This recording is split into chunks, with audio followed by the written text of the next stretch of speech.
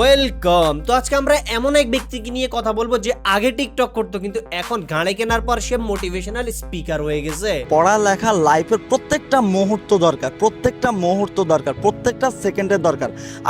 আপনি 1 থেকে 100 পর্যন্ত গুনলেও সেটা পড়ালেখার মাধ্যমে। আরে সোলেমান শকুনের চদু অবজা, এত মোটিভেট করিস না, পরে দেখা যাবে সবাই শিক্ষিত হয়ে গেছে, তুই একমাত্র অশিক্ষিত থেকে যাবি। আমি ভাই একটা জিনিস খেয়াল করছি, শিক্ষিত হোক কিংবা অশিক্ষিত, ছেঁড়া লুঙ্গি পড়লে না কেউ তার কথার দাম দেয় না সে মোটিভেশনের জ্ঞান দেয়, কিন্তু যখন তার হাতে 2-4 পয়সা হয়ে যায় সবার জন্য সে জ্ঞান দেয়া পাবলিক হয়ে যায়, তার মুখ থেকে তখন মোটিভেশনের স্বর্ণ ঝরে। অপু ল্যাম্বরগিনি কিনছে না ভাড়া নিছে না ধার নিছে, আচ্ছা যাই করছে। এরা সাধারণ আইফোন কিনতে টাকার বান্ডিল মানুষরা 100 বার দেখায়, আর এই পোলা 2,72,25,000 টাকার গাড়ি ভাই। 2,72,00,000 টাকার গাড়ি কিনছে, টাকা ব্যাংক থেকে উঠায় বেডের উপর বিছায়, টাকার উপর ঘুমায়, 2-4টা ব্লক করে তারপর এরা গাড়ি কেনা পাবলিক। এরা কিনা গেল আর গাড়ি দিয়ে দিল।